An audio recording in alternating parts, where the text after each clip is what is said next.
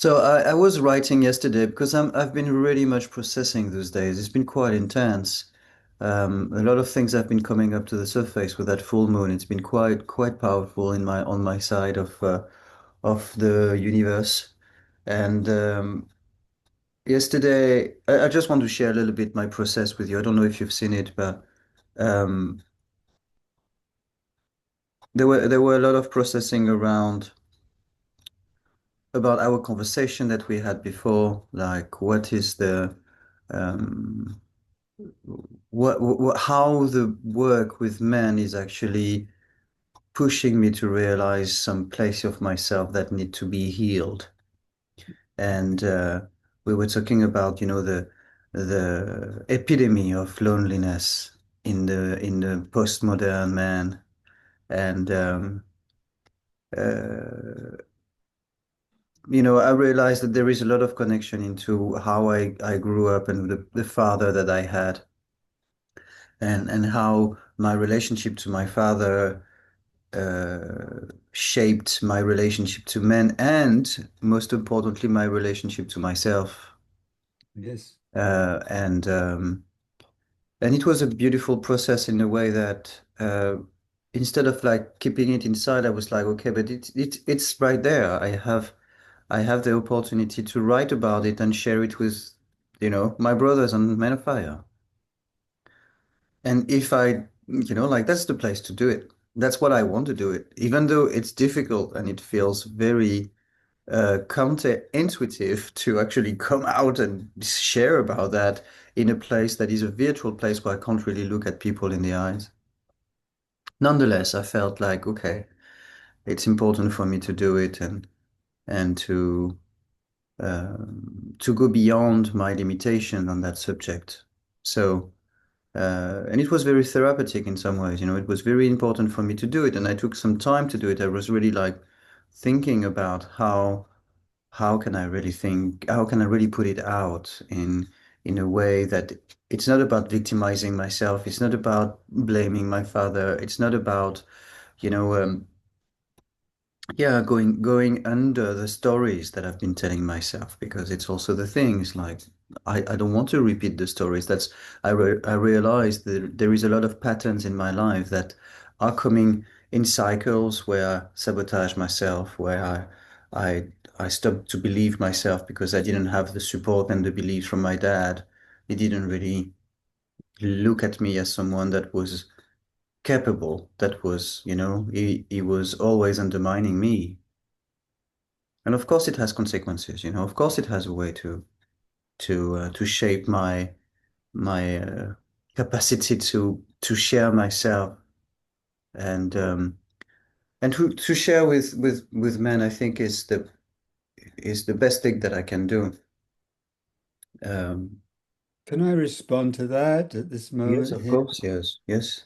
Um, I think that you're identifying something that is fundamental and foundational, which is that our fathers, okay, do shape who we are, especially in those early years.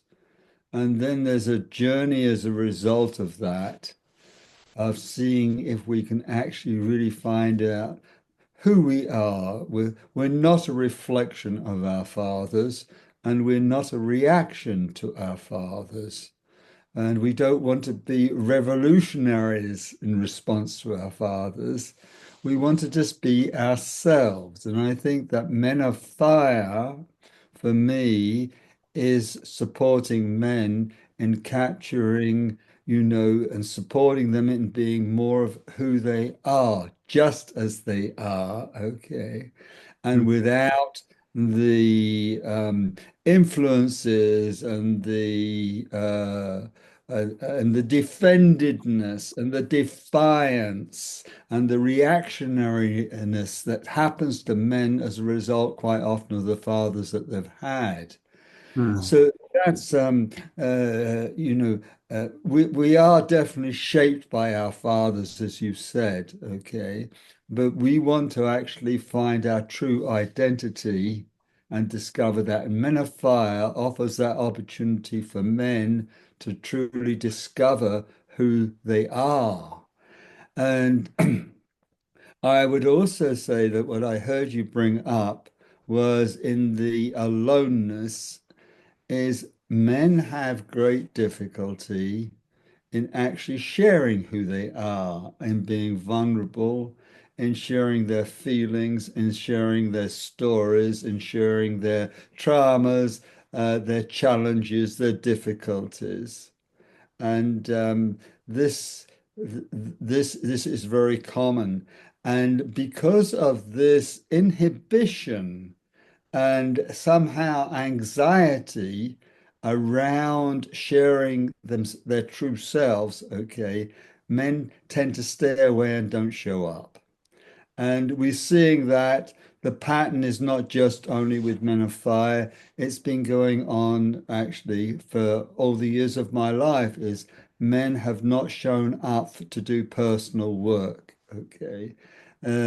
They tend to stay away from that. They tend to fill their life in with work and with other things, drinking, anything, but actually look at themselves more deeply and share their vulnerability. And so, where Men of Fire, what Men of Fire offers men is the Mm. opportunity to start to share more about their own personal life and journey. So, Men of Fire offers intimacy, an opportunity for intimacy. And Men of Fire offers many more things that we're going to talk about in time. Okay. But for me, a Men of Fire certainly offers um, an exploration into a part that men have never really explored, which is the feminine, the softer, the uh, the more feeling part of themselves, okay, which we've defined and called the sort of feminine nature of a man. Okay, so Men of Fire opens that whole vista up for discovery and for exploration. Um, you and I have talked about presence. So Men of Fire is interested in men being actually present, not in their heads, but in their whole selves, not just in their body, but in their head, their heart, their body, the wholesomeness of being what it is to be a man and expressing all of that. Mm. And traditionally, as I say, in the past 79 years of my journey and being around fathers and then brothers and then men in groups, the the traditional view was that men had this thing called masculinity and they needed to discover it. So they came to men's groups to discover their masculinity. But they never in those years really ever looked at their feminine nature and the marriage of the masculine and the feminine. And so Men of Fire offers this incredible opportunity because both you and I are very passionate about it of integrating their inner masculine and their inner feminine and for those two things to work together and be birthed out there. And once they've birthed that inner and outer that inner masculine and feminine, then they can discover out there their inner and outer feminine. And just to finish off on this particular note at this moment, one of the reasons that men have such challenges in relationship with their partners and why the journey is so difficult with lovers and with their wives is because they haven't really explored their feminine nature. So in relating to the external feminine, you know, it's sort of like foreign territory. It's like they just don't know. Mm. And so, and what is often heard from the women is, I want a man that actually can really feel me, can sense me, um, can be in touch with this deeper part of my womanhood and stuff. And so men come to Men of Fire to be able to cultivate that as well as cultivate their empowered masculine. So that was a long paragraph, but I think a very important one that for me describes some of the aspects of what why I choose to be part of Men of Fire and why I put energy into it is to do. I liked also what you said is Men of Fire is not something existential, something separate from oneself, okay? It's about a personal journey. And you've been writing about, for instance, the challenges, the difficulties, the journey that it's been for you in discovering your manhood, your masculinity, and everything else, okay? And I think this is true exactly the same for me. I come to Men of Fire to learn, to explore, because I'm curious and I don't know. I've got some ideas, but really there's so much that is unknown for me around my masculinity, around my femininity, and I see Men of Fire as being an opportunity to be with other men and wake up the parts of me inside that are still fast asleep, the parts of me that are still wounded, the parts of me that have been traumatized and I'm not aware of it, mm, and to be able to uh, step anew onto the dance floor of life and start to discover myself as a mature man. And it's a good feeling because it's growing inside of me. So, as much as I have sometimes sadness, as I recognize how I've been living, in a sense, an immature masculine life and stuff, I am, in the same breath, I'm taking steps in new directions around becoming a man that stands tall and sits tall here and can proudly say, I'm on my path, I'm doing my best, mm, and it feels really good. mm. So thank you for listening to me, and for all of you out there who are listening, blessings to you, because it's in the process of sharing. When I share myself, then I grow and I evolve. And Men of Fire is an invitation to other men to come and join us to share themselves so they too can grow and evolve. So, yeah. Mm. Yeah, thank you, Onsky. Well, you say some very important things about why we do Men of Fire. What is this um, men's movement space? And uh, and I think there is a lot there about the attitude that we want to bring in our life. You know, the curiosity of discovering more.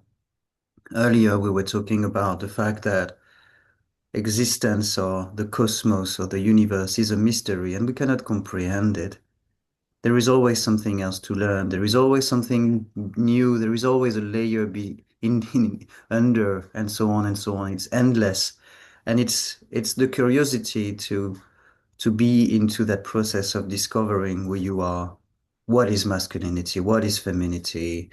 What is that dance that is in between both of those polarities and how does it affect us, you know, in our intimate self, but also in the world around us? And how can we reflect ourselves into it and experience it? That's about experiencing. The knowledge part is actually a very, very small part of it because knowledge is always transforming because we always get something new to ourselves or in the comprehension of where we are. So um, I really see the benefit of opening a space where there is those qualities. Um, I really um, see how it is complicated for many men, and me included, um, to break. the patterns that we've been through, so through many generations. And and I'm very happy to be part of that adventure because it supports my curiosity. It supports my way of being me, and and I see the benefit of it. I really see the benefit into growing, into having these conversations together with you, together with other men, and really also to to be meeting people from a level of we are the same. We have little pieces of the truth. Each and every one of us has a little bit of truth that can contribute to someone else's understanding. And I like that. It's also helping to break the kind of pattern that we had from our fathers, that they were the one that they were knowing and that we had to listen to them. But there is an openness into, what do you bring in? Who are you? What is your life experience? How can I recognize myself in you? This is very important because we meet the other in a different way. I mean, you are 79 years old. You have a long history behind you. You are in another generation than I am. And nonetheless, when we talk together, I can see your inner child. I can see the spark. I can see all that energy. So I feel very connected and I feel like we can talk about everything together, that there is not that generational gap. I mean, you are from the generation of my father, for example, like it's where you are. And I don't feel that. Uh, and I think that's so valuable for men to feel that we can come from different steps in life and different generations, and nonetheless we can meet on the same level. And we can dare being ourselves however age we are, or wherever we are in our lives, without being judged or without being denied our voice, you know. And I think it's something that we are we are growing into creating more safety and more openness into the space of Men of Fire. We're not doing this because we want to get something out of it beside what I just named, beside growing and, fueling that curiosity of discovering more of who we are through conversation, through exercises. So, um, I think there is a lot of humility in our endeavor as people that hold the Man of Fire. I mean, that's how I feel anyways. I really feel like it is a place for people to come exactly how they are, and me included, you included, everyone. And I really wanted to say that loud today to to make it very a fundament. We were talking about fundament at some point as well, and I think it's important that that stays a fundament because it's integrating everyone, or it is inclusive of everyone, and that's very important to me. Yeah.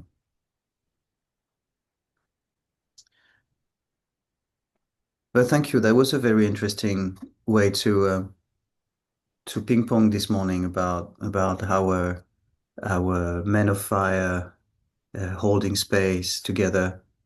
Um, And I'm sure some of the men might have some questions or some reflections or some uh, words to contribute to this talk.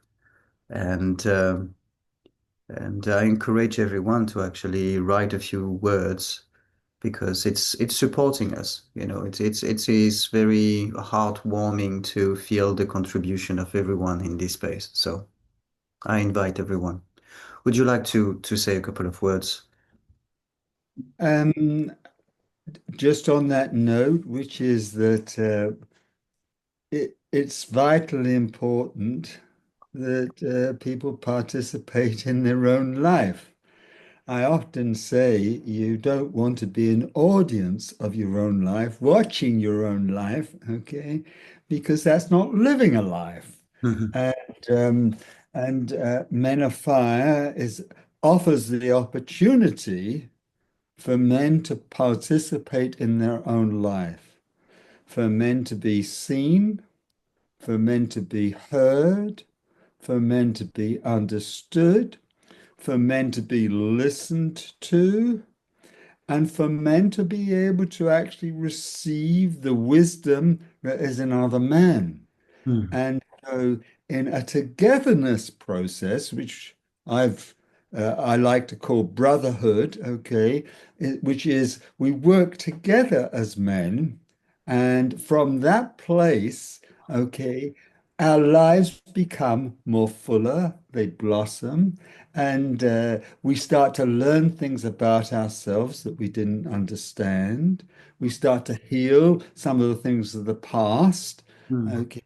And we also, it can be very motivational to come to men's groups, especially like our type of group, which is very sensitive with Men of Fire, because men will start to take steps on their creative journey and their co-creative journey. You come to a Men of Fire 1 day workshop or 2 or 3 day workshop, and you leave empowered. mm, And from that place, the spark inside of you starts to turn into a flame. mm, That fire that's inside of you starts to burn a little brighter. And so things then start to blossom in your life, things start to grow. We're no different from a forest. Before there were human beings on the planet, there were trees and there were forests. And the forest periodically would burn down, but there was a regeneration, a regrowth, a renewal that took place as a result of that transformation, that alchemical process. Okay. So when men come, there is a transformational therapeutic process that happens for men. And so maybe it shows up in different ways, as examples might be. They start to look at, am I doing the work that I really am chosen to do? Is this what I'm meant to do in this lifetime? Or is there something more for me?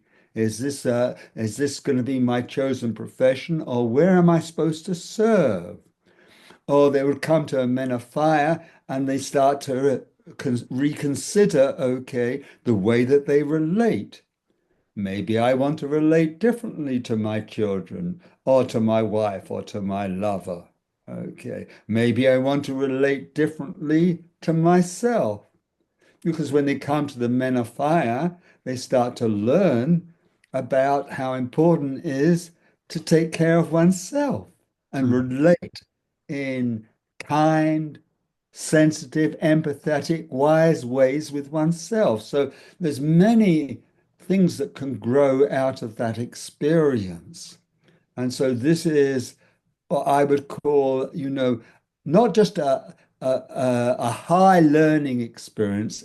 It moves Men of Fire offers what I would call lifelong learning, an opportunity to open up and see, okay, I'm here as a man, okay, where where can I grow? What am I meant to do? Where am I meant to play? Where am I meant to be, my artistic self? Where am I meant to dance? mm, Who am I supposed to do this journey with? What are my purposes? What are my values? And so it's like it's in a sense Men of Fire is the university of masculine and feminine life, and we're offering that broader space for men to come and, as you said, be curious and explore who they are. And I welcome all the men. And the more of you men that come and join us, okay, the more Milan and Vronsky also grow inside because we grow together. mm. And that's that's a lovely feeling of being part of a family of men that are growing together. So um, so those are my sharing and closing words for today. And yes, I welcome all men to participate, even if you just say one word on our Men of Fire Facebook page. Um, it's lovely if you come and join us, even better. We welcome you. The invitation and the door is open for actually men to really show up for themselves. Okay, this is an opportunity of a lifetime. Don't miss it. Mm. Hmm. Thank you, Ansky. Yeah, thank you very much. My pleasure. Yeah. Mhm. Beaut- A beautiful smile and a warmth on both our faces, you know. Yeah, well, it's you're speaking some authentic truth, when you speak from that place, and it's always very um touching to be there, like in the spaces of that, because that's what I want to do, that's where I am, honestly, into the work that we're doing. I think that we just, you and I, as you pointed out, we exemplify intergenerational cooperation. And Hmm. this is something that men have been a little guarded against. Okay, then have been uncertain because men have tended to compete as opposed to cooperate and collaborate. And you and I really celebrate cooperation and collaboration. Okay, and when we do, we get that warm smile on our face because there is no separation between us. Mm. We're Mm. on the path. And we realize as brothers, we're on the path together. I've got your back, you've got my back. Okay. What a feeling that is. What an incredible feeling. Yeah, but I think it's also very healing, you see. It's very healing to me. Um, and sometimes I don't realize it, it's sometimes when you speak, I hear the quality of where you talk from, and it's just warming up my heart, because I feel it makes me feel more complete, you see. It's like there is a sense of something that I've never lived before, actually. I never had a cooperation with someone of your generation, or working in that way, and talking in that way, and being able to be there, and not being on my guards, not having to perform, like, and being taken as I am. So of course, deep inside, there is those kind of like places that are just like, okay, what's happening here? This is unusual. It's not something that I'm, and I don't have many men in my life. When I look at it, like, I have a lot of women around me, a lot of it, a lot of them. But you are probably the closest man that I have in my life. So it's also making an impact in me, after the year and a half or so that we've been talking, that we've been sharing, that we've been co-creating. And I'm very glad for it. I'm very happy. I'm very thankful for the opportunity that it brings in my life. And uh, yeah, so I want to honor you for that, because it's important. It's important, and I'm glad. Yeah, thank you. Most welcome. I think that what happens is we are crossing a bridge. And the bridge that we're crossing is that from time immemorial, okay, men have related very well and cooperated as warriors. Okay. Yeah. What Men of Fire offers is that we can actually be together, we can cooperate, we can collaborate as lovers. It's a completely unknown concept, or almost. Mm. Okay. Because we don't associate being a man, and he also can be a lover. Can he be a lover with other men? Well, a man can be a lover with a child, with a woman, with other men. There's no limit to being a lover. A lover is just a general archetype that men have not embraced. And Men of Fire embraces the lover inside the masculine, Mm. inside the man. And this is where we both differentiating ourselves and moving in new directions with Men of Fire. And so the fire is really an alive fire, a real fire that burns inside each man. And we are encouraging each man to ignite that fire inside. Yeah, to And me there is something about in Men of Fire, the fire to me is really much the synonymous for the synonym of loving awareness. yes, That's yes, really to me what I feel into what Men of Fire for me is symbolizing, in itself is the loving awareness. And I think that's also what the archetype of the lover that you're pointing out is touching into, is that I yes, am loving awareness, this is what I am. This is also the nature of the masculine combined with the feminine, who I am, and ultimately what is everything around us is loving awareness. There is nothing else in the universe than loving awareness. So to come back to that part of ourselves is also what Men of Fire is about. Yeah. yes. Well, when loving awareness is embodied, it becomes what I call loving presence. Hmm. Yeah. So, loving presence is the state that we are encouraging, enculturating, supporting, okay, which is a more softer, a more sensitive, a more way of being truly in touch with oneself. Mm, And in my own writings around how do you cultivate loving presence, it's the practice of loving kindness. mm, Loving kindness is a practice that you do with yourself, first of all. Okay. You learn to be kind with yourself. And once that is a living part of your nature, okay, then you can go out into the world and practice kindness.